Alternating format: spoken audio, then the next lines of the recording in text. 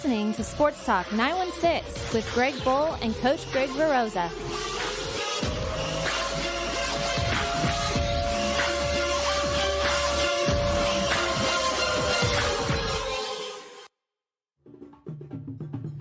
If you'd like to participate in the show, there are a couple of ways to do it. If you want to contact us on Twitter, use the show's Twitter address, which is at SportsTalk916. For Greg B, go to at Mr. Chief 916. And for me, Coach Greg, it's at Greg Veroza. And Veroza is Varozza. And if you want to chat live with us, the best place to go is go to the Mixlr page and hit chat. There you'll see all of us chatting together as the show goes on. Hello? Hello? Hello. Hey, there we are. Hey, we were here, we were talking. You guys missed a great 5 minutes. I mean, it probably, wouldn't you say that's the best 5 minutes of radio we've ever done? Yeah, KHGK called in. They offered us a job. We turned it down because no one could hear us. That's right. So we're here for you. We're here. We're ready to go. My name is Greg V. Coach Greg Veroza. Over there's my buddy, Mr. Chief, Greg Bull. What's up? Looking a little tired today. You got a little tiredness on you today. I am beat to death. Beat to death. We'll get to that in a second. Yeah. So this is episode, I don't know, season whatever. Episode 4, season 5, something like that. I believe that's accurate. And yeah. So how was your weekend? Did you do anything fun? Yeah, we this is episode 5, episode 4. Yeah, you're right. Season 5, episode 4. Yeah, I did some fun stuff, but we'll get to that in a second. We'll talk about things that people actually care about first. And that is Golden One Center open. Nice. Did you get a chance to go down to FanFest? No, I didn't. For some reason, I couldn't find tickets. I don't know. I looked on my ClickTix account, and they weren't there. You were supposed to go online and get them. Fuck that. You know, whatever. Fuck it. Heard it's beautiful. Heard it's beautiful. Everyone loves it. Yeah. No one likes the fact that there's no cup holders. Which to that I just say, fucking get over it. Don't spend $13.75 on a beer and enjoy yourself. Yeah, there was also, what's the other one? Oh, there's 72 single-use, same-sex bathrooms. Or multi-sex bathrooms. Yeah, but the issue with that is everyone's overlooking the other 700, gender-specific bathrooms that are in the building. It was stupid. It was dumb. Kings fans are looking for reasons just to bitch about things. Yeah, I like the one guy who said, "Hey, if you won $500 million, you'd complain." And I'm like, hell yes, I would. Yeah, without a doubt. But yeah, because look at all the taxes I'd have to pay on that. Right. So no, I heard nothing but good things. Even the big gummy bear was pretty well accepted. Everybody had great things to say. The scoreboard supposedly is just phenomenal. I think the only thing really is the cup holder issue, which is really a non-issue, but still have people complaining about it. And which I'm in one of the sections without cup holders, so I was a little pissed. I have to tell you, I was a little pissed. The last thing I want is to have somebody spill their drink up above me and have it rain down on my feet. And my headphones aren't working. Oh, okay. So yeah, but other than that, everybody said it was good. It looked like a fun time. I saw a bunch of video of people that did go, and it looked like they had a pretty good time. You're going to Paul McCartney on Tuesday or Wednesday? I have Wednesday. Oh, okay. Barring if I find a fucking babysitter or not. We haven't found a sitter yet. Oh shit. Our go-to sitter is going to the show. So. Oh, Joy? My dad. Oh, your dad? Yeah, my dad got us the tickets, and he's going, and we're not quite sure yet if we have a sitter. Yeah, Paul McCartney. Well, your kids are how old? They're 9 and 7. Oh, they can stay home. I'll just FaceTime them. Put something into the oven, let them cook dinner and get dinner for themselves, and they'll be fine. I'll just FaceTime them the whole time and make sure there's no one in the house and set the alarm. There you go. They'll be good. Yeah. Mike still has no audio. Apparently, no one else is complaining. Thanks, Mike. Other news out of the Golden One Center, Darren Collison, all reports are indicating he's having 8-game suspension to start the season for his domestic violence. That's about what I thought. I thought 6 to 8 games, so that's not too big of a surprise. Yeah, not at all. And the other news coming out of Sacramento that's not Kings related is the Republic FC lost last night 5-4 on penalty kicks in the first round playoff game against the Orange County Blues. So that title run for the Republic FC is over. Excuse me. Now, you okay? You gonna die No, over there? I'm not. Yeah, you know what? Hey, thanks, Keith, for the video. That was a pretty good video you took of the penalty kicks today that I saw on Facebook. That was I like that, so I got to watch the end of that. So, you know, what do you think the chances are? How long do you think before they become an MLS team? Probably another year or so it'll be announced, and then 2020, I think, or 2019, I think is when the building's built. And Are they building that building already? I mean, are they going to wait for approval to start building it, or are they just going to build it? I think they're just going to build it. It's still going through all the pre-commission stuff and all the pre-plannings and all the other shit. But yeah, I think it'll be built regardless. And that'll just be more reason for MLS or someone else to want to move out here. Yeah. Do you know the specs on it? Do you remember? Have you looked at it at all? 17.5 or 18.5 on it or something like that. 20,000 seat stadium, I think, maybe.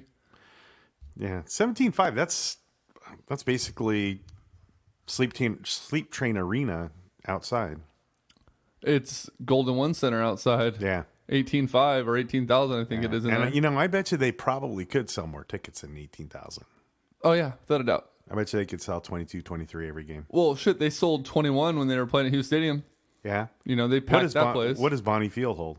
17 or 16, maybe. It's a lot less than what they're selling over at Hughes Stadium. And that's packed every time. Every time, Yeah. to the gills. Yeah.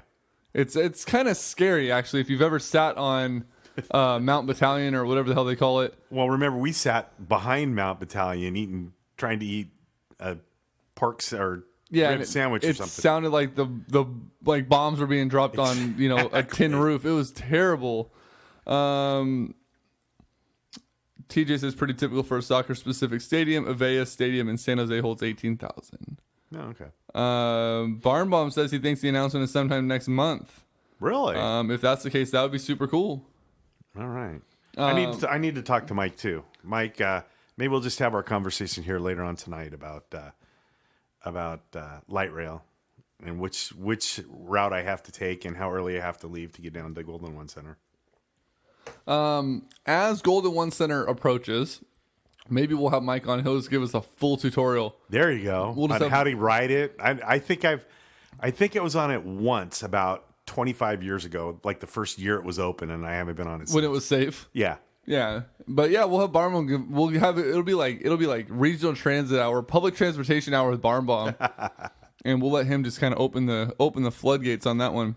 So I do want Mike one question: how far away is the light rail drop off from the entrance to Golden One Center? Yeah, any of the entrances, Mike. How far of a walk is it from a light rail station drop to the front door? Yeah, we'll wait.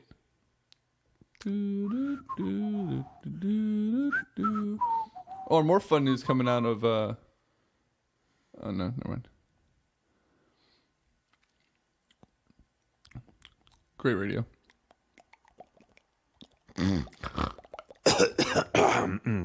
only thing better. Let's move on. He'll get to us. Anyways, for my weekend. So yesterday my wife and I celebrated 10 years of being together. And we decided to do that in Lake Tahoe at Squaw Valley on North Shore. You romantic, you. Oh, we'll get to that. That's a romantic spot, and I like that spot. Yeah. Yeah, so we leave here at 6 a.m. We load the kids up, load the family up, head up there, and we embark on the Spartan Race World Championships. Nice. All the pros of the pros are there. 18 countries were represented in the race. The winning male and female racers take $15,000 apiece for winning the race, and so we go out there, and for those, I mean, you've heard us talk about it or heard me talk about it before. We've done we did Bellingham 9 and that's the report right now. We'll get to that here in a minute too. We've done the sprint and the super this year. I've done 2 of each of those already, and then this was the beast. And if you saw the podcast or heard the audio that we put up on our podcast or on iTunes, if you're a subscriber, on Thursday, you heard an interview with a gentleman by the name of Steve Hammond. He was the lead course manager and builder for the Spartan Race World Championships in Tahoe. So do you want to kick his ass right about now? First thing I did this morning at 7:30 a.m. is I sent him a big row of middle fingers and then a thank you, because it was by far the hardest but most rewarding thing I've ever done in my life. That's cool. So we embark on the course, 14.7 miles, 36 obstacles. Starting at base camp, we run through Olympic Village, and you embark on your journey. It wasn't a quarter of a mile into this goddamn thing where you hit the obstacle called Rolling Mud. It's just trenches filled with ice cold Tahoe water that they filled on Wednesday, which means it sat from Wednesday to Saturday morning in overnight temperatures in the 20s. Just freezing. Wow. So Now, you go into that waist deep. you were talking about skipping that. I was talking about skipping the entire swim. There's a full-bodied swim we had to do. Oh, wow. So we go there, and then it's just like up the mountains. And got, up the first mountain. First obstacle you come to besides a couple 4-foot walls was the monkey bars. And as I've talked about a few times, I hurt my shoulder a number of months ago. And got on those monkey bars, and my shoulder just lit up on fire. Coming down the mountain, probably like 2 or 3 miles after that, whole right arm numb. Can't even feel it. All the way through my fingertips, just nothing. I'm like, this would be a great day, right? So we go. And you're how far into it? About 2 miles. Out of 14. Nice. 14.7. So we get through, and we're going, and we come through the first 5-mile loop, and it takes you back down in the festival area, and you do a couple obstacles, and the kids are there cheering us on, and I'm like, damn, we did that in like an hour and 30 minutes. We did like 5.5 miles in under an hour and a half. I'm like, damn, we're gonna make good ass time. Yeah. Go through there, head back up the mountain, and that's just when all hell breaks loose. The wind kicks up. The distance is it's all single pass trails. So if everyone wants to run and there's a guy in the front that wants to walk, everyone's walking. There's no passing. It's all single. It was terrible. We ended up getting up to the peak, which was 7,600 feet at the very top, where the tram turns around on right up at Boreal or at Squaw Valley's Olympic. Resort? Yeah, at the ski resort, but it's up where the snow park is, like the snowboarding tricks are or whatever. Never been up there. It's where the Olympic Cafe was. It's like this thing up there. Okay. And it's like 25 mile per hour, blistering cold winds. Hit another water obstacle. And you're all wet, right? No, by that time I dry. Then we hit this thing called the ape hanger. And it's a probably about a 20-foot trench of water that's about nipple deep for me, so it's pretty deep. And you get in the water, climb up a rope to a metal like monkey bar system, but it's like a rope, it's like a metal like treehouse rope, and it's like monkey bar across this. And I'm like, okay, so I get on it and I go to stretch, and my shoulder's like, nah. So I'm standing there, and this is a loose rope, right? So or a ladder, so. When I relax and hang on my weight, the next rung goes up. And I'm looking up at it like, I can't fucking reach this thing. So I fucking fall right into the water. So now I'm, belly button deep at this point at this area in the water. Walk all the way through it. Then it's like, do 30 burpees. And I'm like, fuck, man, I'm freezing. And then from there, it was just cramps. And just my legs started cramping up. And all these other obstacles. And it's like, here, carry this fucking log down this hill, then up this other 45-degree hill. Then it's carry a 50-pound sandbag up and down these fucking hills. And we go through, and I'm like, whatever, I just want to finish at this point. We're down to like mile 12, going through this other single pass trail. And again, like, I should be running this. I should be catching up on some time. And it's just like the slowest fuck in the world is in front of us, just dragging it along. It took us like 40, maybe an hour to get down this hill that probably should have taken us about 20 minutes. Wow. And we get to the bucket carry. And the bucket carry is a 5-gallon construction bucket that you have to fill yourself up with rocks. So it's like you're tormenting yourself by filling up this bucket. Except they use road grade this time, not regular rock. So it's like loose gravel and dirt and sticks. And it's all this stuff that compacts down really, really far, and it gets really, really heavy. And it was the longest bucket carry that Spartan Race has ever designed on a course. Right. It was a 1/4 mile up the hill and a 1/4 mile back down, carrying like a 55, 60-pound bucket. All right. Well before this point, there's only 2 words that would have come out of my mouth. I quit. Fuck this. That came out of my mouth probably about 15, 20 times, like every 5 minutes. Get through the bucket, get going. You know, we hit mile 14, and I'm like, yes, fucking God. Come back in the festival area, and it's like, do the Hercules hoist. Well, at this point, my shoulder's done. I'm fucking tired. They made the bags heavier than normal for some reason. Normally, I just zip this thing up the 25-foot pulley system and back down, no problem. Couldn't even fucking budget. I got it up like maybe 7 feet. Couldn't do it. I was just spent. So I helped my buddy do it. He helped me. And then it's like... So can you have somebody help you do it? Yeah, you just have to do it twice if someone helps you. So you got to do it twice. And then you get through it, and it's like, all right, you're almost there. You could hear the people at the finish line. You hear everything. Dunk wall. What's that? Normally, it's just a little pit of mud. You go under a wall, and you come out, and hey, everything's cool. This one was in a natural lake that's there at the hotel.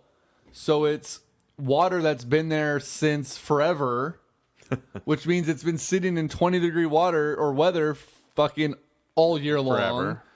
And it's go out there and it's chest deep, and then you have to fully submerge yourself underneath this wall and come out the other side.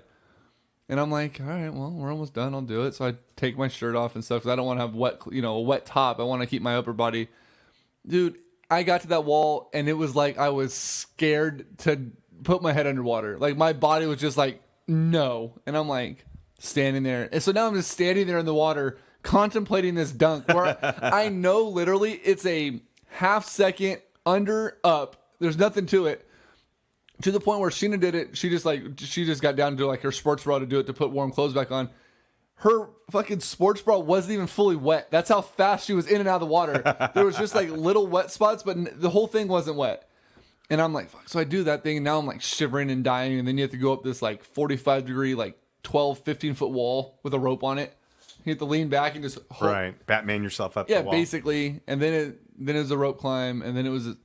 By then we were done. It took us 7 hours and 43 minutes to complete the course. Longest race I've ever done in my life on one of these fucking courses. But totally worth it. The sense of accomplishment was cool. You mentioned the little romantic thing.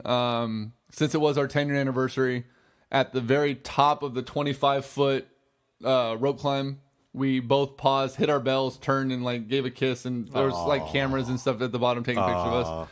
And then we both failed the rig and had to do burpees and finished. And, it was cool.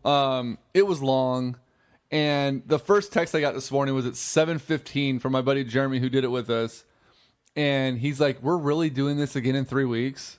And I'm like, is that the one up in Seattle? yeah. Wow. So we're flying up to Seattle to do another beast. Obviously, it won't be as hard as Tahoe. This one it was upped a little bit because it was World Championships. And, the best of the best were there. And, it's the race of the year for Spartan Race. So obviously Seattle will be a little bit easier. It won't be easy. And the elevation won't be as high, and, hopefully it won't be bad, but I anticipate it being raining. So I'm going to be wet and pissed off the whole time. So yeah, it'll be fun, but that was my weekend. And then I had to wake up at 5:30 this morning for work. So nice. What time did you get home? Beat down. We got home about 11. So, it was cool. I mean, will I do it again? Absolutely. Will I, am I looking forward to the next 2 races I have for the rest of the year? Yes. My shoulder's So you have on. 1 in 2 weeks, and then when's the last one? 2 weeks after that in Sacramento. And then we may do 2 days in Sacramento, but I think we're just going to do the one. It'll be the 1-year anniversary of our first Spartan race in Sacramento. And then done probably till January. So, or maybe longer for me. That's after Sacramento on November 12th is when I'll go and see the doctor about my shoulder and see how bad that's going to be. And then tomorrow I have volleyball playoffs, apparently, which I wasn't aware of. So now I'm sore. And usually day 2 after a hard workout is the worst. The worst, yeah. So, we have a game at 6:30, and then if we win, we play at 8:30, and if we win, we play at 9:30. So I have a chance of Wednesday just being in a wheelchair. Basically is the goal. So that was my weekend. It was cool. I got my trifecta. It's hanging right here on the wall. Totally worth, like I said, the whole experience. A year ago, 70 pounds heavier. There's no way in hell I would have completed that. So it's a pretty cool. Well, I got to admit, it's pretty impressive, the stuff that you're telling me about, but there's no way in God's fucking green earth. Yeah, it was crazy. It was the women's race, and the elites, the guys that won. The fucking guy that got 15 grand, 2 hours 27 minutes. Yeah, the women elite that finished was 2 hours and 19 minutes. Or no, I'm sorry, it was 2 hours and 47 minutes. They were only like 20 minutes behind the guys. But they didn't have all those guys walking in front of them either, though. No, because they have open path. I mean, they were the pros. So, do they set them off in waves? well, the elite championship run goes off by itself, and then it's waves every 15 minutes. They run off another group, but it was cool too. Like the girls' race, Lindsay Webster and Faith Stenning took second and third place, and it literally came down to the burpees. They both failed the rig at the exact same time. And it was a race to 30 burpees and across the finish line. So it was just like they were battling back and forth, and it was pretty cool. Don't overdo or overextend yourself. Safety first. Thanks, Beinbarm. So, Mike, did you get back to us? Where's the light rail station drop off? He didn't, so we'll have to see if he'll do that. But yeah, it was cool. And then Seattle will give me my second trifecta of the year on the 22nd. So, Nice. Bellingham Niner fan, I expect dinner on the 21st. Of Seattle, or up in Seattle. Make a trip. You got a 2.5 hour drive. He can meet me there. I'm flying. There you go. I'm now, flying. when are you all coming over. back? Saturday after the race. Oh, really? Yeah, we fly out 5:00 that night. Oh, wow. Yep. So you're going out Friday night? Yeah, Friday night. Race at 8 a.m. Saturday morning. We're running the competitive wave, so we won't have as many people in front of us that are going super slow. So hopefully we can get through it pretty quick, and then we're on a plane at 5 back home. Wow. I was trying to catch a Sonics game, but they're not playing that weekend. So In their new arena? yeah, in the The Golden 2 Center? Well, Key Arena was the original one. I think they had like Lock Arena or I don't know. Pad or something. I don't know. 90 minutes. Yeah, you can make that drive. So we'll expect to see you down there. We landed 1:15 on Friday afternoon. So if you want to have a car there waiting for us, I'm just kidding. Anyways, we're going to talk about the San Francisco Giants. We might have to eat a little bit of crow. I think so. So we'll get to that here in just I think the bandwagon, might be one or two people more crowded, too. maybe. So we'll see how that goes. I don't know. If you or anyone you know is thinking about buying, selling, or investing in real estate, they deserve to have someone working with them that not only knows what they're doing, but will explain everything that happens along the way. That person would be me, Coach Greg Veroza of Keller Williams Realty. I have two goals. My first goal is to coach you through the buying and selling process, making it easy to understand and as stress-free as possible, which isn't easy sometimes. My second goal is to have fun doing it. Come be a part of my team. Let me coach you or anyone you know through the real estate process. Give me a call at 916-241-8068, and let's talk about how I can coach you through the real estate process. Let me ask you one question. Who do you know that's looking to buy, sell, or invest in real estate that I should know right now? Again, that's Greg Veroza, Keller Williams Realty, 916-241-8068.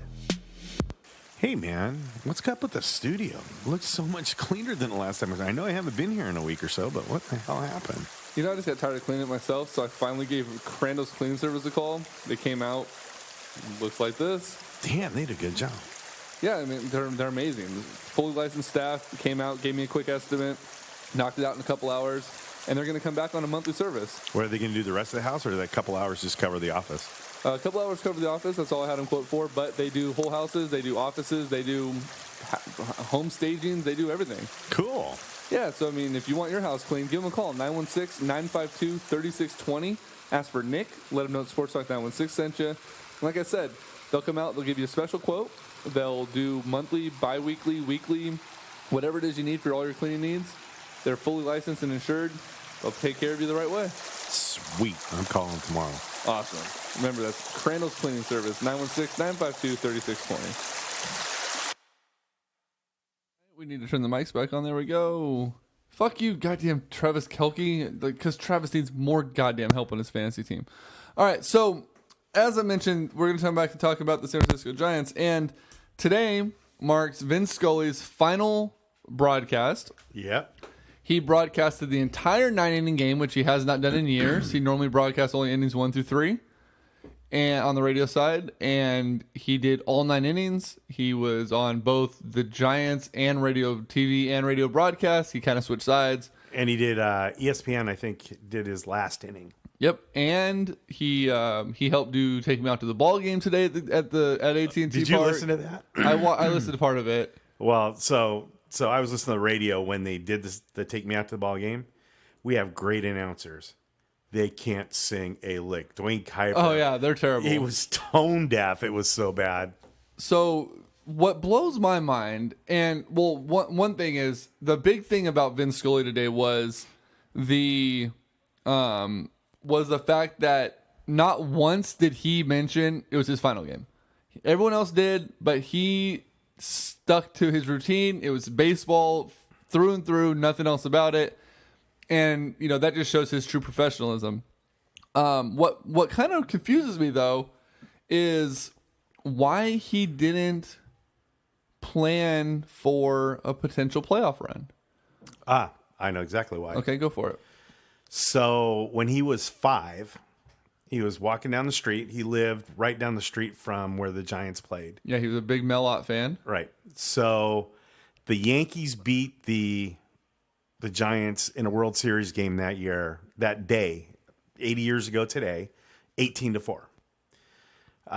Somebody later in the middle of the season or at the beginning of the season said, hey, Vin, if you do your last game and it's the last game of the season, it's going to be 80 years to the day that you became a Giants fan, which nobody really knew he was a Giants fan. 80 years to the day. And he said, you know what? That's the perfect day. It's the day I started becoming a baseball fan. It'll be the last day I broadcast. So Gotcha. That's why. Yeah, and I'm sure a lot of Dodgers fans cringe at the fact that he grew up a Giants fan. He was a giant Mel Ott fan. And another cool thing the Giants did today is they gave him a plaque, which the way I read it says it's gonna be on display in the broadcast booth. Now, the way it was written, it could also just be that they gave it to him in the broadcast booth. So that I'm a little bit shaky on. But they also gave him, I believe Mel Ott was there. Mel Ott's dead. Okay, then they gave him a ticket stub from that game. Oh, wow. For like a going away party or a gift for him. Wow. And it was a ticket stub from that game 80 years ago or whatever it was. They also said that he had a New York Giants hat that was a replica of the hat that they wore that game. And the colors weren't orange and black. It was Dodger blue and white. Yeah. With a little bit of orange. So it was pretty much the way I understood it. Like the best send off for him. Well, no. I meant Giants colors were pretty close to what the Mets are now. Yeah. He also had mentioned that, Giants fans also, every one of the Giants fans into the stadium today was given a thank you, Vin sign. On the back of it had a picture of him wearing an orange suit, which I thought was kind of funny. Nice. And he also mentioned something that in the end of the broadcast, he said, okay, now that this season's over, the Giants have clinched, a playoff spot. Basically, he said now he can go root for the Giants to beat the Mets. Nice. Which I thought was pretty cool. That's awesome. Because he doesn't like the Mets. He never did. And he was a lifelong Giants fan as a kid.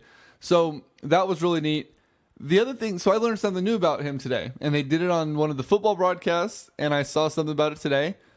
I was 100% unaware that Vince Scully was the radio call of the catch. The Joe Montana to Dwight Clark. Yes. I was 100% unaware of that, and for that, we were going to play it because ultimately he didn't do a lot of football. A lot of people say that this was people said that this was what ended his football for some reason.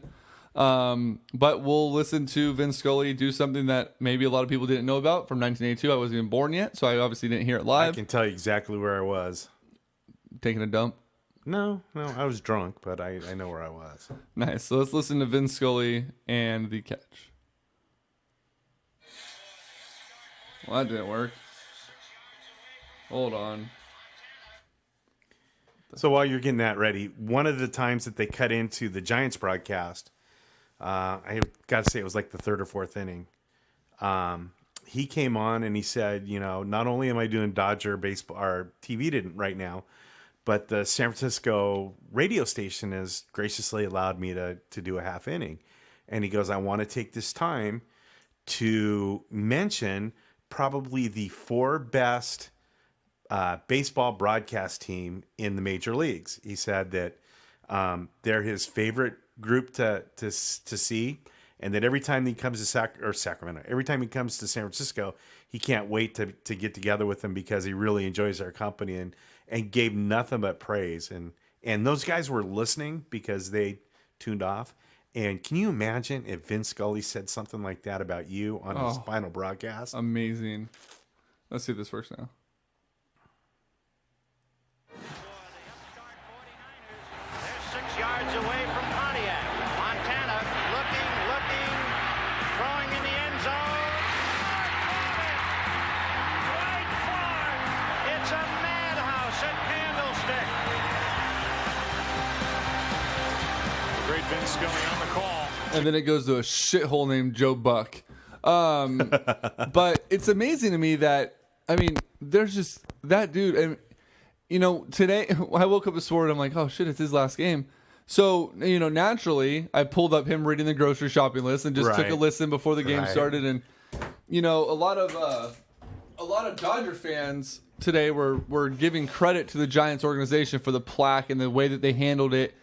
And they're like, you know, it's the only nice thing I'm going to say about the Giants and blah, blah, blah, blah. I'm like, look, Giants recognize greatness. It doesn't matter who the hell it is. Absolutely. And in this world, and I wanted to say lifetime, but it doesn't matter whose lifetime it is. There's never going to be someone that surpasses Vince Scully on a broadcast. I mean, you know, it's unfathomable these days to think not only is someone going to go 67 years in the same role, but to do it at the same level he did it from day one to day, you know, whatever it was after 67 years, 162 games. Obviously, he didn't do all 162 games as he got older, but no one will shine a light to Vince Scully. It doesn't matter who it is. No. But on the bright side, now the Giants have, bar none, the best announced team in baseball now that Vince Scully stepped down. So with that, it's time for Groza and I to eat some little bit of crow, because I honestly can't even go back and think right now what side of the coin we were on last time we talked about the Giants. We said they're dead, and then, well, you know, let's just give it hope. And then, no, they're dead. I think they had won a couple of games, and we jumped back on the bandwagon, and then they got killed, and we jumped off the bandwagon. So, well, it's official today with no help to the fucking Pirates. Thanks, Keith.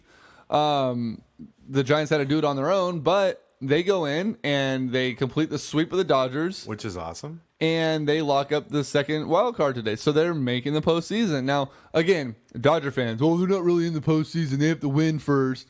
No, this is the first round of the playoffs, you slapdicks. Understand what the fuck you're talking about. And I believe 2 of the 3 times that they won the World Series in the last 6 years, they were the second place wild card team. That's right. I believe one of those times they went into Pittsburgh. Yeah. Keith, you fuck. No, I'm just kidding. But no, so the Giants will travel to the Mets on Wednesday. I'm not sure who the starting pitcher is going to be. Bumgarner and... they are starting Bum? Yeah. Oh, that's the obvious thing to do. And how about our boy from Sacramento yesterday, Ty Block, stepping up to the plate and throwing a gem of a ball game. And getting 2 hits. And did he not oppose Clayton Kershaw yesterday? He did. Outpitched him. Amazing. How long have we been saying they need to call this guy up? Stop playing around with PV. Stop playing around with Kane. Yeah. So, you know, so Bumgarner will pitch. Then it'll likely go Cueto if they make it. Well, yeah, Cueto will start the first. Right. So let's not put the cart too far ahead of the horse, though. They got to get through the Mets. The Mets been playing good baseball. But is there a better way, momentum-wise, for the Giants to finish off the season after that tremendously terrible second half to not only beat the Dodgers and sweep the Dodgers at home, something they haven't done in a long time, but to go through their top 3 starters and make them look silly? They really started heating up in the middle of the Colorado series. Yes. And the bats are starting to get hot. It's Syndergaard who's going for the Mets. The Brandon Belt is on fire. Okay, let me ask you this. When Belt got hit the other night in the hand, I thought it was over. I thought, we're done. How many people held their breath until the camera caught him wiggling his hand in the dugout? And then even Kruko was like, well, if his hand was broken, he probably wouldn't be doing that. Yeah. So it's like, okay, good. You know what I mean? Like, and that was just a big thing. Pagan got hot at the right time. Span's doing great. Well, Pagan got hot ever since the tackle. We tackle that Dodger fan. So just, I mean, everything's clicking right now. It's hard not to get excited, you know, with the whole even year thing and the fact that they are playing good. But history tells us that the Giants get to the postseason and they're a tough team to beat. They're designed for October. They're designed for October with their starting pitching. You know, they have the two of the top starting pitchers in all of baseball with Bum and Cueto. If they can get anything out of any of the rest of so it's going to be Bum, Cueto, and the pitching staff. You only need to go 3 deep. And so let me ask you this. So there's been talks, obviously, that Moore would get a start in the playoffs over Samardzija because Samardzija has been so rocky. You put him in the pen, get a couple innings if you need it. But do you think that Ty Block, the way he pitched yesterday, may earn himself a spot, maybe a short leash as a starter in one of these games? Too small a sample size. You don't think Sacramento's a good enough sample size? No. Not against the Cubs. Bumgarner in his rookie year came in and lit it up in the playoffs. And yeah, but Tyler Block, we love him, but he's no Bumgarner. Well, and that's true, but do you really want to put a game 3, let's say, in the hands of Well, game 3 is going to go to Bumgarner. So he'll be back to game 3. So he'll be back so it's going to be game 2. Oh, so game 2. Do you really want to put Matt Moore, who's been up and down, as your game 2 starter? If it's not Samardzija? His last 3 or 4 starts have been pretty good. He hasn't really gotten beat up at all in his last 3 or 4 starts. That's true. I'd be happy with him as our second pitcher. In fact, on a real short leash. Yeah, absolutely. I mean, you could bring Kane. I mean, you can bring Kane in for long innings. You can bring in Block. You can bring in Samardzija. Romo, I think, has locked up your closer position. If I ever see Sandiego Garcia in a late inning situation with less than a 6-run lead, I'm shooting Bruce. I was nervous yesterday when he came in. We're up 6 and he came in. I'm like, oh fuck, here we go. I was picturing balk-offs and I was picturing. Oh, if they do a balk-off in the playoffs, dude, I swear to God. So the Giants are in. They play Wednesday, 8:05 start, 8:05 Eastern start against Syndergaard and the Mets in New York. Winner goes to play the Cubbies in Chicago. So that'll be honestly, aside from the Giants, if the Giants don't make it past the Mets or don't make it past the Cubs, I'm rooting for the Cubbies to break that damn curse. You know, if it's not the Giants, I want it to be a Boston-Chicago World Series. And I want Boston to win if that's the case. I want to see Poppy go out on top. Then we'll be in a disagreement. But with that being said, we're jumping right into this one.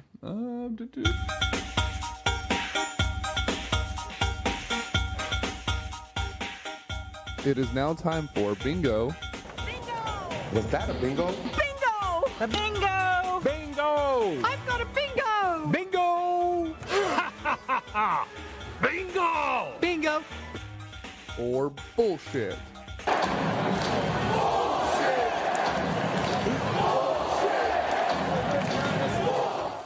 All right, Greg Rosa, with everything we just talked about the San Francisco Giants, given the postseason success of Bruce Bochy's teams, the Giants have to be considered a World Series favorite despite their second half's collapse this season.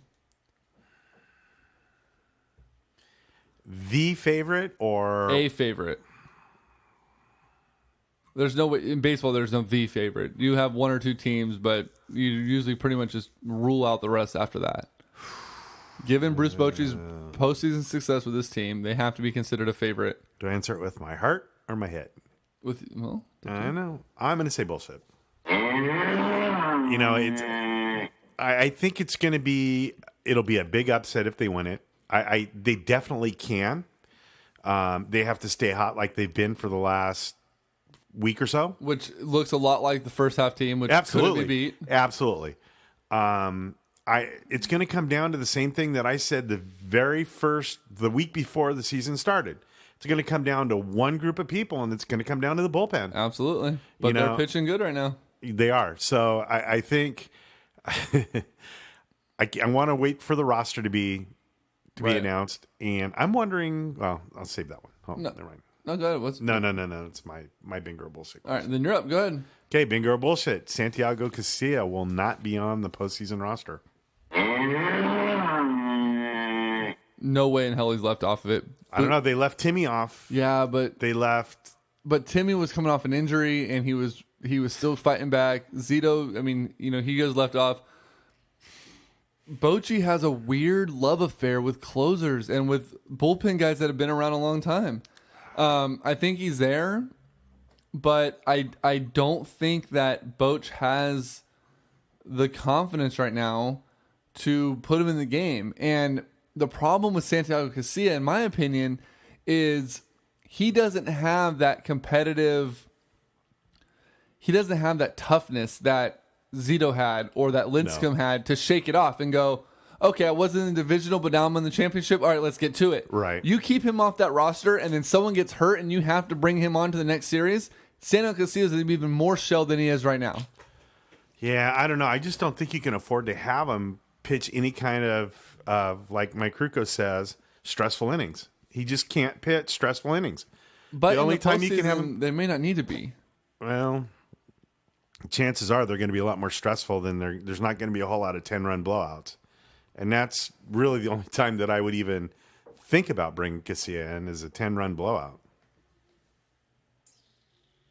That's true. So we'll see. I look forward to it. I love postseason baseball. Hopefully the Giants will give us a long run. And, it'll lead us right up basically until the Kings season starts. Yep. Speaking of the Kings, bingo or bullshit, the excitement surrounding the Golden One Center will give the Sacramento Kings front office a season-long buffer over their win and loss record. Oh, of course. Oh, that's not the right one. Oh, that's not it. Bingo. There we go. Yep. No, and we've known that. We've known it. They're going to get a pass this year. Now, I'm not sure if it's going to be a season-long pass. It'll definitely be the first half of the season, maybe the first 3 quarters. But then they're going to trade DeMarcus at that point if they're out of it. Yeah. So I'm going to say yes, but with a little bit of apprehension. Cool. You're up. All right. Bingo or bullshit? Let's go back to the Giants again. Angel Pagan will not be on the roster next year. Oh, boy. Do I go with my heart or my head? We're going to do this. Oh, man. What a It's gonna. If the season ends Wednesday and the Giants don't make a playoff run, Angel Pagan has his bags packed and he's out of town 1,000%. If Pagan has a typical Angel Pagan postseason where the success of the team ultimately rides on Angel Pagan being that spark plug and he leads them to a long playoff run and potentially a World Series title, they roll out the red carpet to bring him back because that will solidify what we've talked about every single year. It's the way that the Giants go is the way that Pagan goes. They win like 67% of the games he starts. Oh, I know. It's amazing. It's a ridiculous number how many times they win games, or at least when he's active and in the lineup. And when he's hurt, the team just doesn't go. He's a spark plug. And if you look at when the Giants really started to tank, it was right about the same time that he got hurt. Yeah. And then he was off. And then he came back and he's hitting the ball again. And, the Giants are winning games again. And Pagan lately has been the guy right in the middle of it. You look at the hit column, and Pagan's the guy leading the charge almost every single game the Giants have been winning. And, I like the guy on the field. If he could stay healthy, he adapted to left field really well. There's no reason not to put him back out there. But he has such a big question mark next to his health that, if it's a 1-year deal, maybe Bellingham Ninerfed said, bingo, he'll want a 2-year deal. I think you put him in the Gregor Blanco role. You get rid of Blanco and put him in the platoon guy. You know, and if you tell him that up front, then maybe he won't re-sign here because he maybe wants to play, be an everyday guy, and that saves you the agony of not signing him. I don't think health wise he can be an everyday player. Yeah, well, He hasn't played 162 games in a long quite a while. time. Yeah. All right, let's switch over to the NFL. Bingo or bullshit? The NFL either needs to move the Jacksonville Jaguars to England permanently, or they need to ditch this NFL Europe experiment that they do twice a year. Well, not an experiment. It's either they need to move that team there permanently so that there's a home team in London, or they need to remove London from their picture. Okay, so you got to give me either two questions because that's two answers. That is true. Well, no, it's bingo or bullshit. Either they move them there and keep it, so that'd be a bingo. No, I guess it's not, is it? Bingo or bullshit. It's time for the Jacksonville Jaguars to be the permanent fixture in London. Bullshit. I think it's a horrible idea to put NFL in Europe. I think I don't even like them playing regular season games in Europe. All right, so bingo or bullshit. NFL Europe needs to go bye-bye. Bye-bye. Bingo. I hate it. I do too. Although today at 5:30 a.m. when I had a game to watch, it was kind of cool. I'm like, what was it on? What channel was it on? I just watched the play-by-play on the stat tracker, but I know I woke up and checked my fantasy score, and it's like, wait a minute, I shouldn't have points. So the game started at 6 a.m. That's what I heard. At 5:30 this morning when I woke up and checked my fantasy, something told me to switch out in one of my ESPN leagues to switch out Dak Prescott for Blake Bortles. Nice. And I did, and he had a hell of a game. Channel 13 had the game live apparently. Oh, did they? Oh, okay. I'm just tired of it. Like the 5:30 start and I don't know. It's just bad. At least they did not do the superimposed end zone paint this year. Oh, they didn't? They must have read TJ's website at tjsportsgeek.com, things that need to go in 2016. They got rid of the goddamn superimposed paint. Oh, that's good. Now, they still painted the end zone the same way with like just the word. They didn't have the color in there, but they didn't superimpose the color. So that's good. That's good. All right. Can I go back to baseball? Yeah. Giants free agents? Yeah. Okay, because I was looking for this before I asked the last question. Okay. Bingo or bullshit? Out of Jake Peavy, Angel Pagan, Sergio Romo, Santiago Castillo, Javier Lopez, Gregor Blanco, and Gordon Beckham. Goddamn. Okay. Okay. Those are the main Giants free agents. Mm-hmm. Joe Nathan, Ruben Tejada, Miguel Olivo, Ricky Romero, and Kyle Blanks are also. But Beckham, Blanco, Lopez, Casilla, Romo, Pagan, Peavy. Bingo or bullshit? The over and under is 2 will be back with the Giants. Read me the list again. Peavy, Pagan, Romo, Casilla, Lopez, Blanco, Beckham.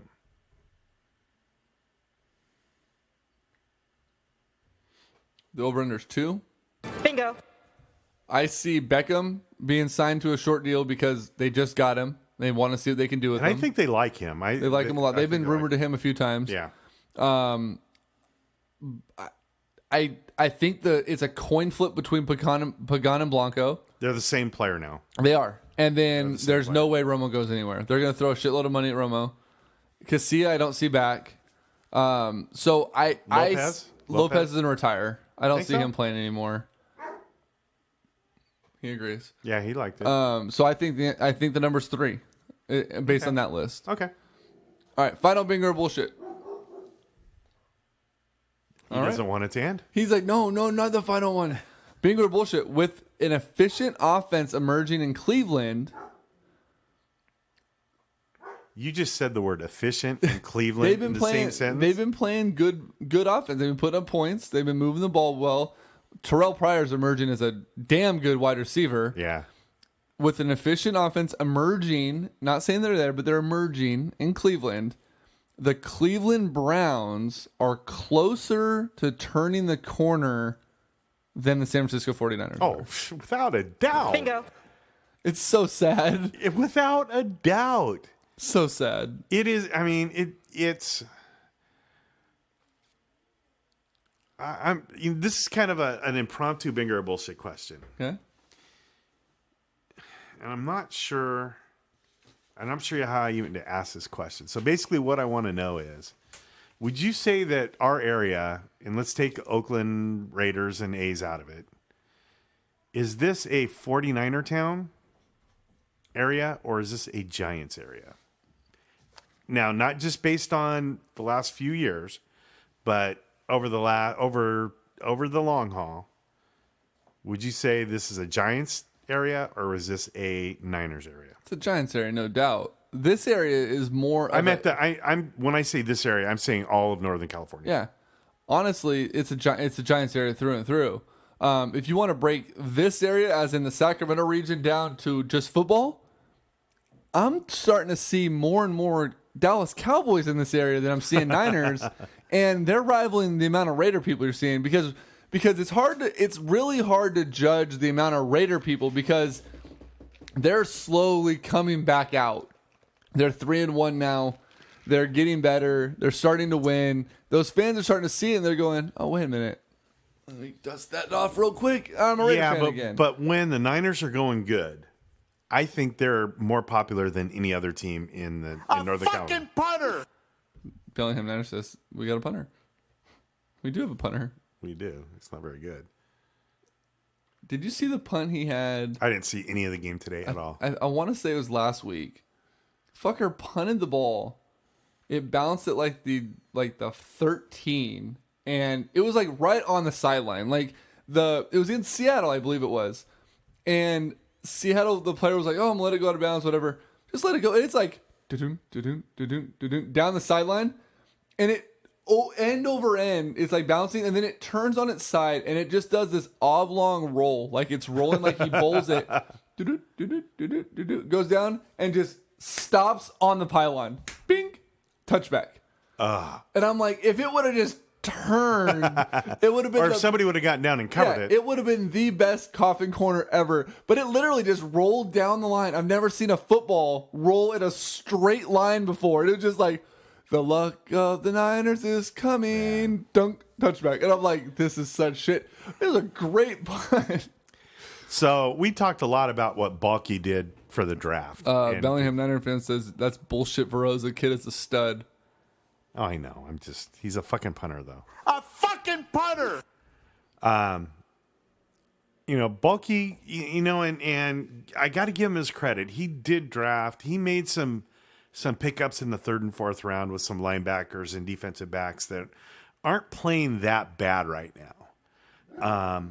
The problem is they have not addressed anything in the offense, and they're going to have one of the top 2 or 3 picks next year. I mean, without a doubt, they're going to have one of the top 2 or 3 picks, and they have to address their need at quarterback and at receiver and at offensive line and at tight end and pretty much every other. I don't know. The tight ends are looking all right, but I'm starting to think that Bellingham Niner fan is a closet Bradley Pinion fan. He's like rambling up 49-yard average, one inside the 20. I think he has a jersey. He's just not telling us. Wow. And you wanted me to give you money the other day if I won $1 billion? You wanted me to pay you more than $1.57? Forget it. I don't know. I just don't. I go back to my original pick, my original prediction. They're going 2-14. Actually, no. I think they'll probably win 3 or 4 games, but they're not doing much better than that. Where are they going to win? Where are they going to win games? They're not. They're not.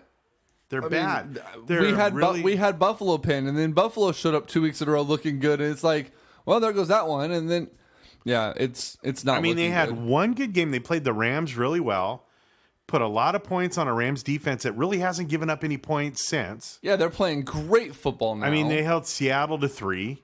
They held who'd they play last week? Tennessee, maybe. No, they played Seattle and Arizona last week. Arizona last week, and Arizona this week. Arizona only scored 14 points on them today.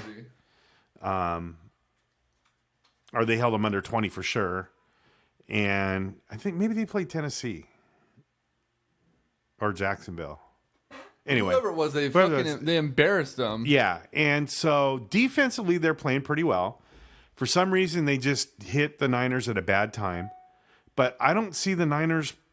There's nothing that makes me want to go, wow, I'm kind of seeing a little bit of spark in this group. I don't see it. I don't see it at all. And I can't even blame it on Chip Kelly.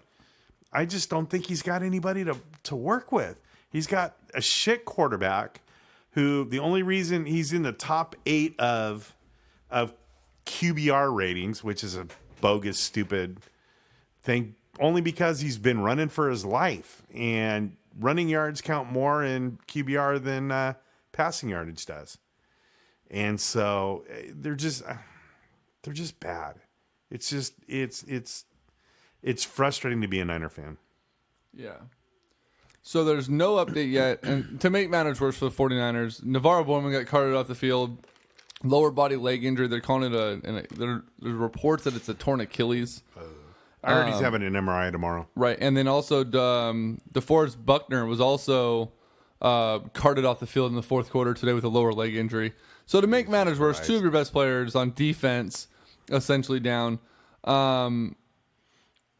one of those things where it's just like, son of a bitch, like, why can't we catch a fucking break? Well, it's not. We have to have players to catch a break, and we don't have any. We don't have talented players. We have a handful, and they're dropping like flies. We don't have any depth. We have very little talent on the offensive side of the ball. Carlos Hyde, maybe that's it. What about the dickhead? What's his face who retired again this week? Oh, I didn't even want to bring that motherfucker up, Anthony Davis. Yeah, Anthony thanks for Davis. that one, you fuck. Yeah. Come back. I want to play. Plays one game. I'm going home. I just, so I don't ever like to see anybody lose a job. I hate to call for somebody to get fired, but if Trent Baalke is allowed to have his job after the season's over with, then you have to know that he's got nude pictures of York, doing some secretary, because that's the only way this guy has a job. Yeah, I don't know, man. There's something about that just blows my mind that he's still even in the mix as far as the GM. Anthony Davis has retired more times than Michael Jordan. It's true. Well, he's retired the same amount of times, twice, right? Times, yeah. Crazy. Raiders won. They're 3-1. First time in a long time they've done that. We don't really need to get into specifics, except Michael Crabtree's finally the player the Niners thought they drafted at number 10. He's looking great. I'm playing TJ this week in fantasy football, and every single time I got an alert, it's like, Derek Carr, touchdown. I'm like, who's it to? Every one of them just happened to go to Michael Crabtree. So Crabtree actually ended up scoring 1 point more than Derek Carr did today in our league because of that. So there's that. Yeah, Bowman's out. 2 of the undefeateds lose. And I just fucking drew a blank on who they were. Who were the undefeateds going into today? It was New England. New England lost. Did Denver end up winning or losing? I think they won. Denver.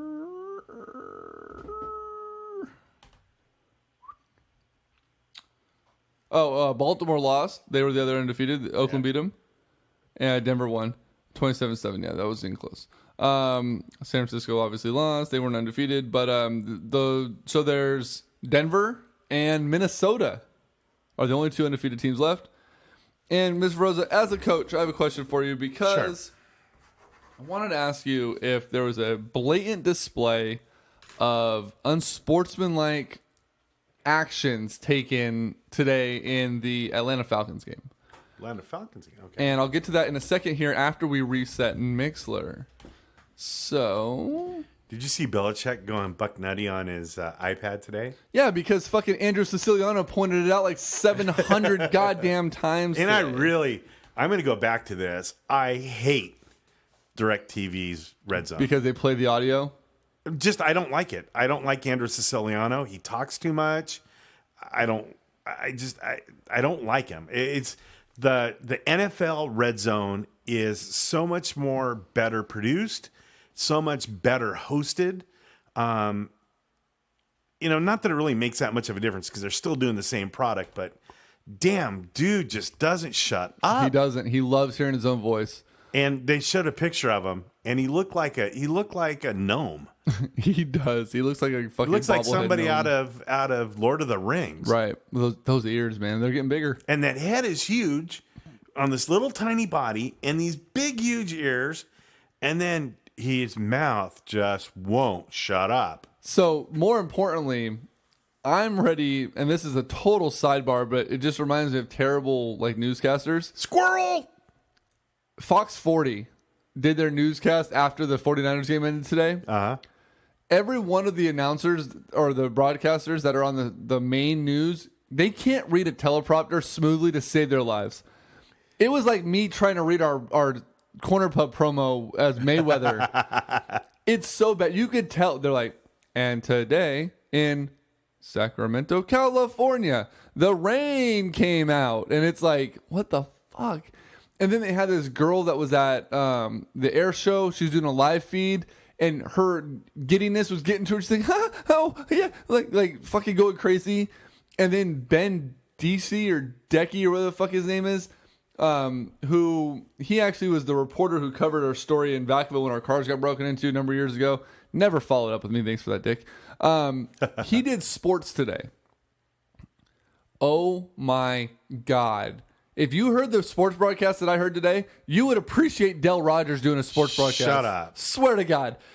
He's talking about the Giants-Dodgers game, and he's bumbling through everything. He can't get shit right for anything, right? And then what caps it off is he goes, and Denard Span with 2 on in the second inning or first inning, whatever inning it was, hits the ball. He aims the ball for Triples Alley and hits it into field right.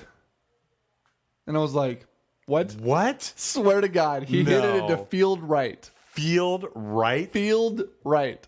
I was like, what the fuck was that? It was the worst thing I've ever heard in my life. He hit it into field right and 2 scored. Right? Field right. I can't say anything. I can't. I have you never seen a baseball game before? Right? I asked my wife, I said, hey, if there's a center field and a left field, she's like, at a right field, yeah. No, field right. The center is that kind of like, hey, stage left.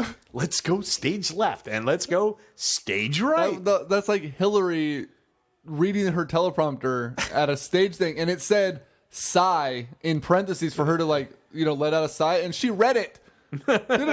Sigh. And then no. All bad. Anyways, that's too bad. So bad. Frank Gore, number 10 all time in NFL rushing yards, which is totally cool. Yep. Keith said he heard it. He definitely heard that Span line. Dude, he said field right. I wish I should have rewound it and recorded it. I wonder if it's on their website, on their app. It might be their Fox 40 news coverage. Yeah. I don't have their app, but I do. See if you can find that, because dude, it was so fucking bad. Field right. I have their website pulled up here. Let's go to sports. LeBron James endorses Hillary Clinton. Okay, I'm voting for Trump. I'm voting for a third-party candidate. Right. Vote now for what the fuck was that? No, I don't know how to even find their broadcast. Maybe it's under video. I don't know. See it on Fox 40, maybe. Hold on. Do they do sports on there? Kid got killed. Blah blah blah blah. There's a leaking front end dryer. It's all football. Anyways, Keith heard it. I'm not making this shit up. He said field right. It was terrible. Anyways, coaching question. Improper display of unsportsmanlike or not for you, Mr. Rosa. So the Falcons today were just whooping all sorts of ass over Carolina. Final score ended up being 48-33. Okay. Julio Jones ends with 300 yards receiving. Matt Ryan over 500. Big game for both. Fourth quarter, about 2.5 minutes ago, Falcons have the ball. Julio Jones is 36 yards away from the all-time wide receiver single game record. They're up by 18 points, and on 2nd down and 3, Ryan drops back to pass to try to hit Julio Jones on a long pass to try to break the record. Do you feel as a coach that is unsportsmanlike, or do you feel that Matt Ryan should be given credit for the fact that he audibled into the passing play, by the way, that he knew what was at stake for his teammate and wanted to see him continue his big game and try to break the record? Like, what side of the coin do you fall on that? Because a few people are like, oh, that's dirty. They're throwing the ball. Why are they throwing the ball? I can't believe they threw the ball. They're going to go back to running it now.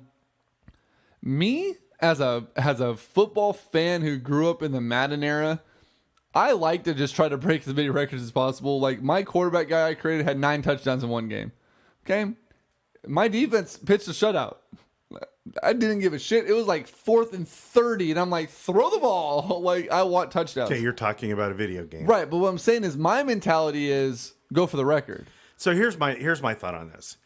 If it's high school, I think it's bullshit. If it's college, I think probably not something I would do. In the pros, I don't give a fuck.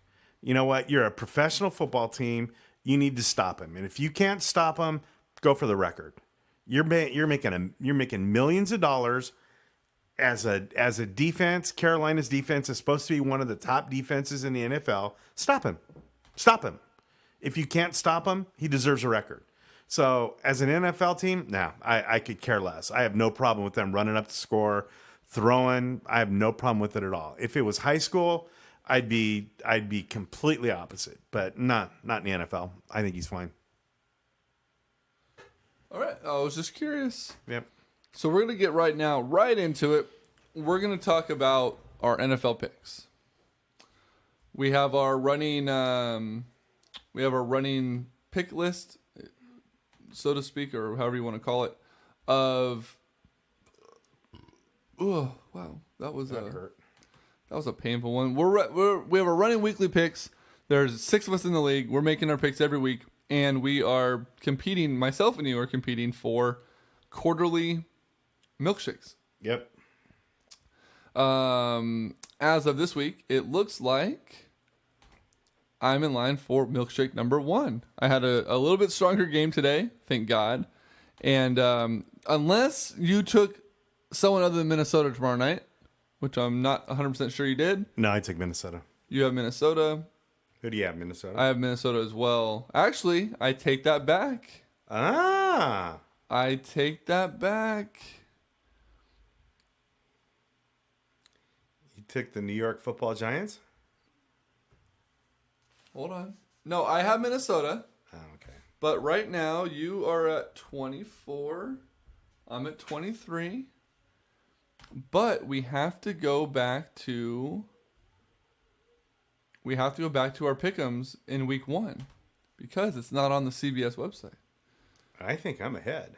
So week 1, I think I beat you by 2. where's the standings in here?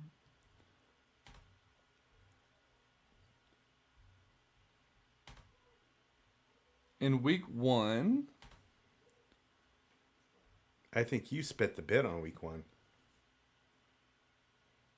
I think you had that backwards. I had 10 points in week 1. You had 8. No. I am looking at it right here, my good friend. So That blows. that puts us, no matter what happens tomorrow night, I'm up by 1 and I get a milkshake. So are we going to do it by quarter of the season? Or Yeah, are that's what we talked about, wasn't it? So Every we'll four? start over at 0. So if I win the next 4 games, if I have a better record the next 4 games, or do I Next have 4 weeks? Yeah. Yeah. So week 1 through 4 will go to me. weeks 5 through 9, weeks 10 through 14. No, There's 17 weeks. right. Tell you what. Here's what we should do. 1 through 4 is this one. 5 through 9. 5 through 8. 5, 6, 7, 8. 5, 6, 7, 8. There you go. 8, 9 through 12. 9 through 12, 12 through 17. 13 through 17. 13 through 17. There we go. So each we'll break it down, and then at the end, the very overall, we can do whoever won the most quarters. We'll give a high five or something. But yeah, so I'm up. So it looks like I get a milkshake. It doesn't have to be a big one. What flavor? What flavor? We might just have to go together and all of us have to pick one out. 'Cause there's a big conundrum of flavorings. Yeah, I tried it the other day. I wasn't really impressed, but I don't think I had the right one. I need to go salted caramel next time. Ooh, sounds good. So, God damn it, I just lost where I was at. We'll do our picks right now for the following week, but I found something that I thought was kind of interesting. And this is kind of impromptu, but if you go to the CBS Sports website, Okay. which is where we do our picks, and you Okay. go to the schedule to make our picks for next week, Okay.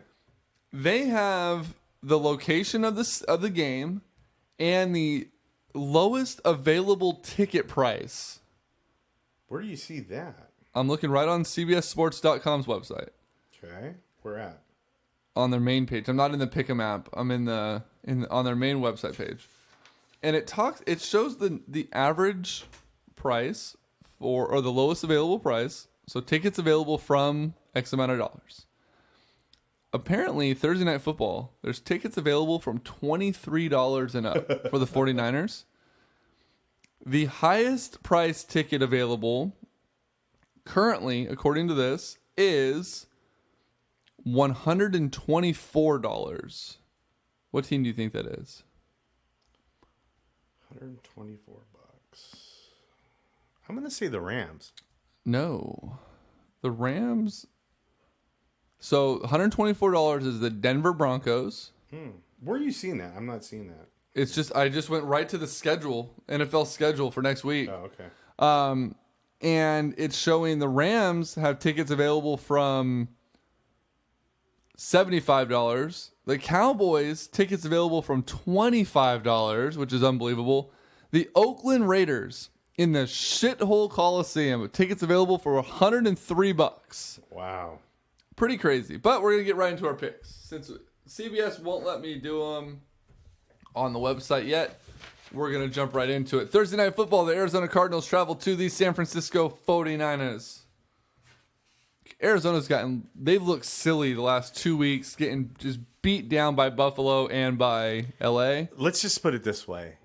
I doubt that I will pick the Niners any game the rest of the season. We're both taking Arizona.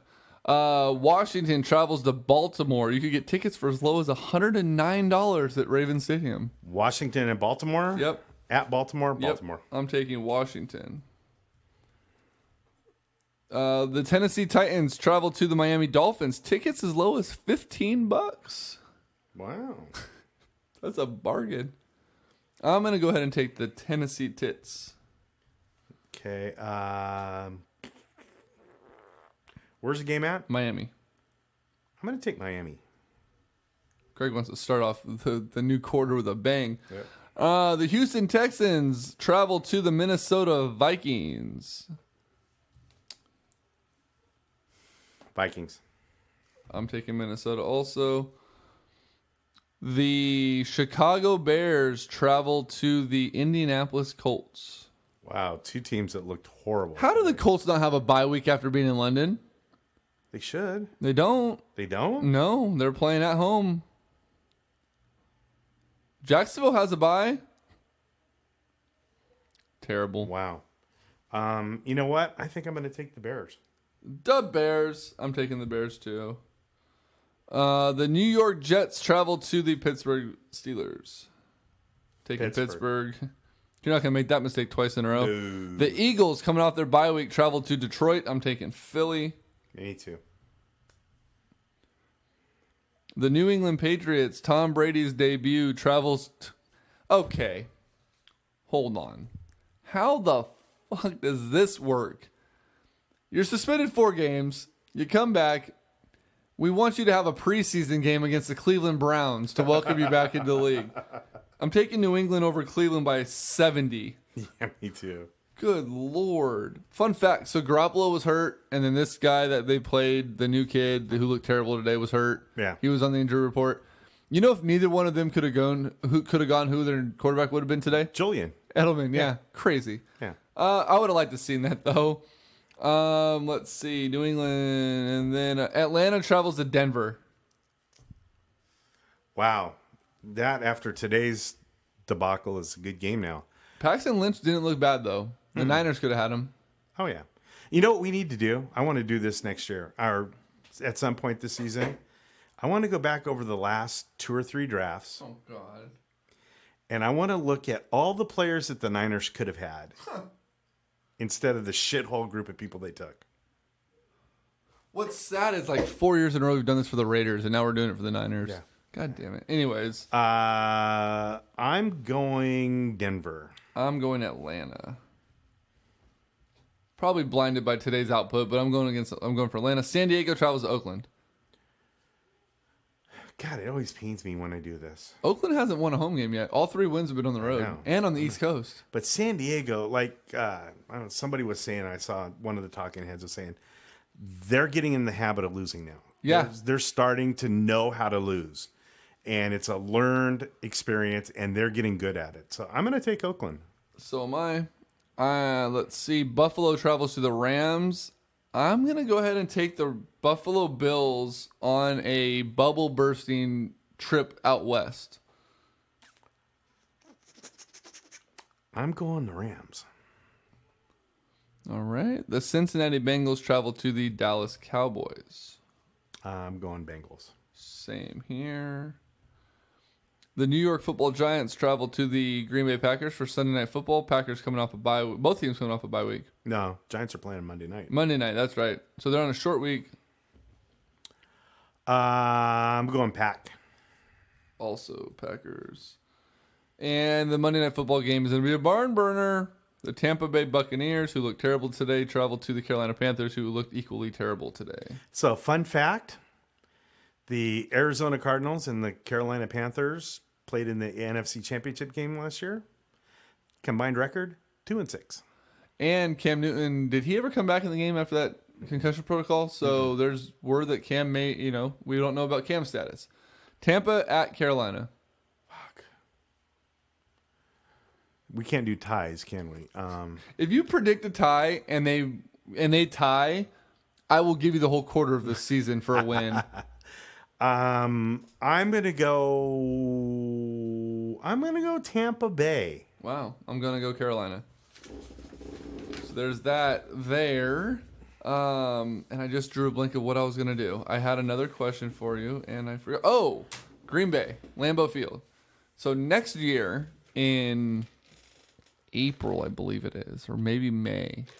It was announced last week that. So I did the AT&T Park Stadium sprint, the Spartan race, where you run through the locker rooms and you go up and down all the stairs or whatever. They just announced that Lambeau Field is a location next year for a stadium sprint. I'm very tempted to see about making a flight out to Wisconsin for that run. I think it'd be fucking cool as hell to run through the bowels of Lambeau Field to do a Spartan race out there. Wow, that does sound cool. Yeah, that'd be super cool. And they do one at Fenway Park every year as well. Do they really? Mm-hmm. I need to get out to Fenway and do that one as well. There's that fantasy football updates. I'm getting my ass kicked. It was not a pretty week for either of the talking heads of the show. Yeah, I'm getting beat by one person. Yeah. So I'm down to TJ by 34, which I have Victor Cruz and Odell Beckham Jr. tomorrow night. So 34 points is not out of the reach for those guys to go off, and I believe TJ's done. Which means, I do have a chance of winning that game. But, man, that's going to be a tough one. Veroza, I don't know how you're doing. For some reason, it won't let me see it. So right now, I'm playing Travis. Travis is going to win. He's up 229 to 166. But he had Matt Ryan going today, who came out of his mind and scored 114 points. So basically, Matt Ryan is beating me. If you take Matt Ryan away and give him a normal week, like my quarterback scored 8 points. His scored 114. More importantly, though, if you go to All Night McKnight versus It's Solis, Matt Ryan's recipient of that was Julio Jones, 115 points in our league. Well, So Ryan he- scored 114.5. So he did a little bit. He did one better. You take that away, and give him a normal week of what he was projected, which was 36, and Nick is losing by 25 to Solis. Okay, so let's play that same game. Ryan was predicted to have 30. So you take 90 points away. I'm winning by 40. Terrible. So crazy. Stupid fucking Carolina. Did we ever like that team? I mean, did we ever even? I mean, why anybody would be a fan of that team? And I think never that we're wanted. gonna win? I've never wanted my name associated with that team. Never, ever. Fuck. Ever. They look horrible. They look really bad. They did. From top to bottom. Their offensive line is horrible. Yep. All right, guys, that's pretty much what we have for you this week. We do have a pop quiz for those in the chat box. If the show were to change to an earlier start time on Sunday evenings, i.e. a 6 or maybe even just a 7 o'clock start time, just to bump us up an hour away from the 10 o'clock hour when we're ending, would you loyalists, I'm talking to Mike and the TJs and the Bellingham Niner fam and Keith, would you guys still be available to tune in and provide us with the chat box insight and the banter and things like that? We're just finding it difficult. Greg has to drive home, 25 minutes or so, 15, 20 minutes to his house at 10, sometimes 10:30. I got to start winding down for a 5:30 start for work, a little bit later than that. The baseball playoffs are coming. The Kings season's coming around. There's going to be a lot more stuff going on that might warrant a little bit earlier start time. So let us know if that would be something you guys would be willing to do or would be available to do. Because ultimately, while we have fun doing this, it is a lot of fun to do it with you guys when you're in the absolutely. chat box. And if you guys aren't going to be there, then there's no need for us to make any kind of change. No. And second note, there will not be a show Sunday night next week. Unless we do a Saturday night or whatever this week. I have tickets to WWE No Mercy. Sunday night, the pay-per-view will be at Golden One Center. So James will be there. He'll be there every week. He says it depends on if he's getting laid. So he'll be there every week. yeah, every week. So we can start at 4 in the afternoon, and James will be tuning in. 7 days a week. He's all, I'm free whatever you want. Just go online, guys. I don't care. Or wait, that's kind of me. I'm available anytime if that's the premise. You are. Feroza just going to start broadcasting on the air all the time. 24/7. We're just going to strap a mic and a battery pack to Feroza's waistband and see where things go. That'd be the least touched microphone in the history of microphones. That's fine. I need to get packed for Disneyland anyways. So TJ's packing for Disneyland next week. And Barnum says, shut the F-K up. Bellingham Niner fan. I don't know why Mike's getting pissed off about him getting late or not, but okay. And Keith says it also depends on if he's getting laid. But Keith, from what I've understood, you can have a 5-minute window and you'll be back on the air with us. So, 5-minute window. I heard about 45 seconds. Oh, wow. That's to get undressed too. And dressed. God damn it. I tried to find my fucking this thing. Oh boy. All right, guys. I was going to say something too. Now I forget. I was going to say something stupid.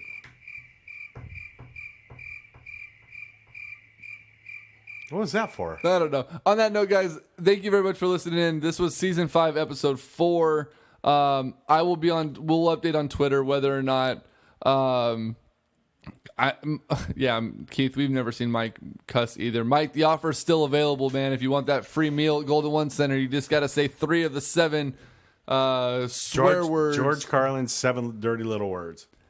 Just me. 3 out of 7. Bingo or bullshit. You can picture Mike standing in his bathroom after a shower with his towel wrapped around his waist, practicing just in case he could get the courage up to do it. He's like,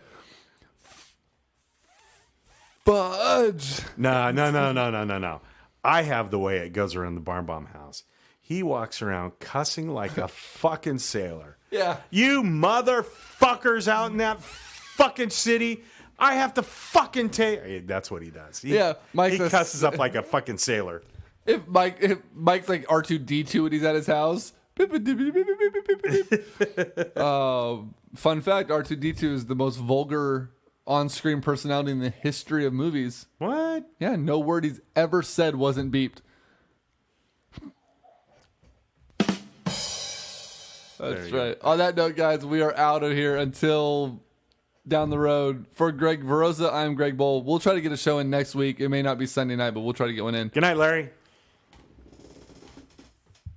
You didn't like my joke?